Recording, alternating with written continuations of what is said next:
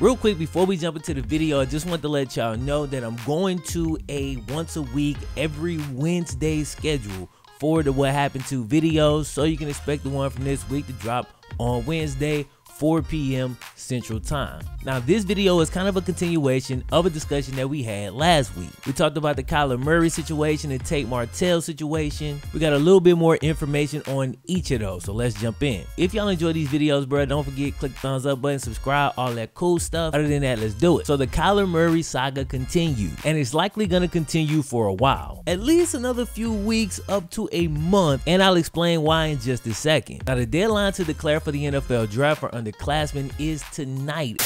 Okay, as I was making this video, Kyler Murray went ahead and declared for the NFL draft, so that is official. Honestly, doesn't change anything about this video, but if you hear me say if he enters the draft or something like that, that's why I was literally uploading when my guy decided he was gonna declare.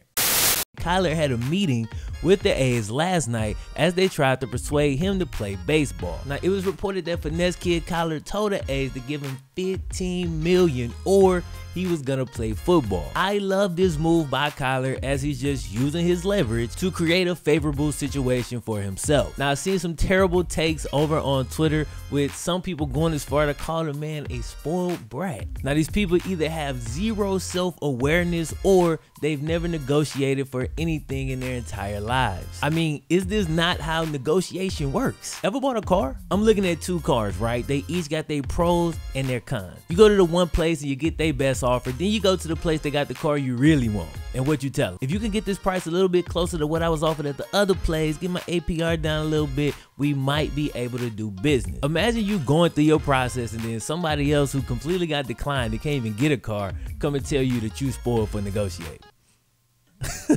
Now, according to reports, the A's have gotten the go-ahead from upper management to sweeten the deal a little bit, but we don't know exactly what that means as of yet. The reason this situation is likely going to drag on is because even though Kyler has declared for the draft and is therefore going to be drafted, apparently he can do so and still not violate his MLB contract. Basically, he can get drafted, he doesn't violate his contract until he signs an NFL contract. And we know some rookies can go all the way into NFL training camp before they actually sign their deal. Now, I know we don't see that often anymore since the contracts are slotted, but players can still wait to sign their deal like Joey Bosa did a couple years ago when the Chargers was trying to play him with the fine print in his contract. But it's most likely not going to go quite that long, as people are saying the A's will likely want a solution before their spring training starts, which is on February 15th, so about a month from now. Now, I know this is a super tough decision for Kyler, but I do believe that if he enters the NFL draft without fully committing to football, it's gotta hurt his draft stock, right? I mean, I would assume that teams are gonna be hesitant to draft a player, like you're gonna use your whole draft pick on a guy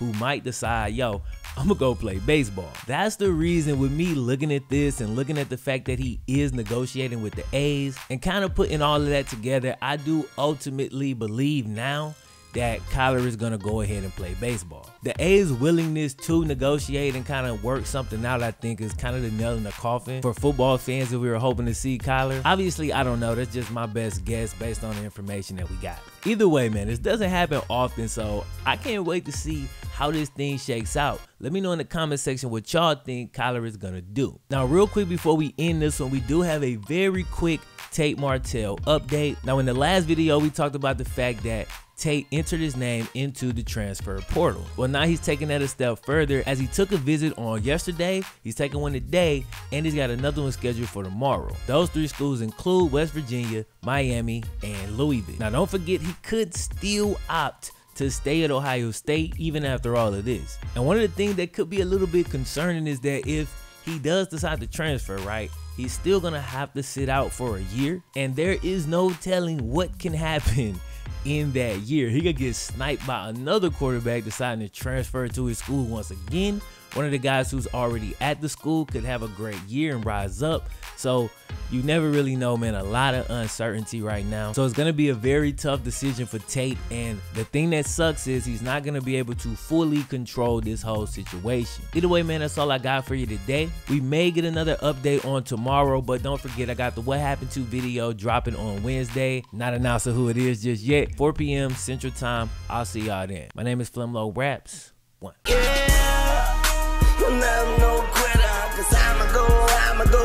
go again.